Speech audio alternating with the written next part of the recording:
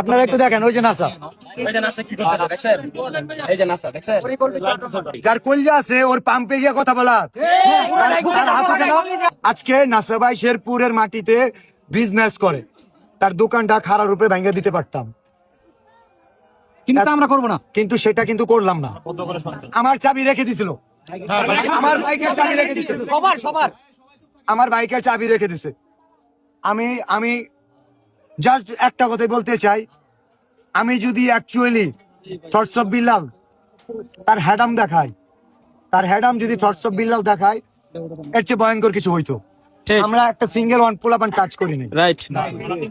তারা হাতে গোনা 10-15টা মানুষ ছিল, সিঙ্গেল ওয়ান একটা মানুষ টাচ করিনি। ভিডিওতে দেখবেন আমাকে টাচ করা হয়েছে, রাইট। শুধু এটা বলছি, আঙ্গুল তুলে কথা বলো কেন? সাইমনের জন্য কথা বলতে পারো না? চুপ ছিল কেন? এটা অফ করো। যে যেখান থেকে দেখতেছেন লকটা আমার একটু দেখা দেন এইলা ভাই, স্টিকটা ভাই দেখেন, স্টিক বের করছে, দেখছেন পুরো পরিকল্পিত ভাবে।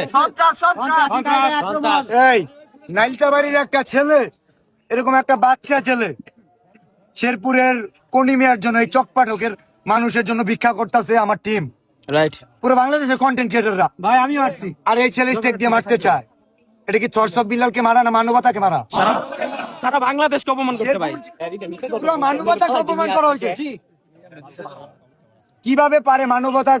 দেখেন হট স্টিক দিয়ে মারতে আইছে নাসা, এবং নাসার এখানে তারা পূর্ব পরিকল্পিত। আমরা গেছিলাম কনিমিয়াকে নিয়ে সমাধান করতে, মারামারি করার জন্য না, একজন কিডনি পেশেন্টকে নিয়ে গেছিলাম, যে কেন আমাদের মাঝপথে রেখে চলে যাবে, ও আসতেছে না। কনিমিয়ার বাড়িতে আমরা 2 দিন ধরে আসি, 48 ঘন্টা যাবত আসি, ও কেন আসতেছে না? ফোন দিলে ধরে না, রাইট।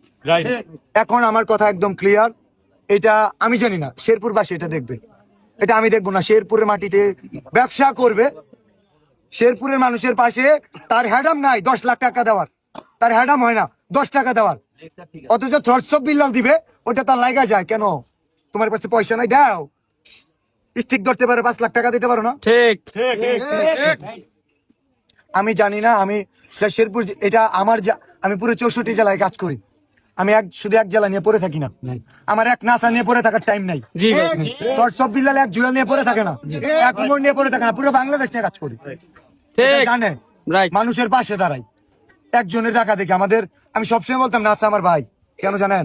আমি ঠিক ততদিন পর্যন্ত সীমা অতিক্রম করে আগ পর্যন্ত সুযোগ দিচ্ছি।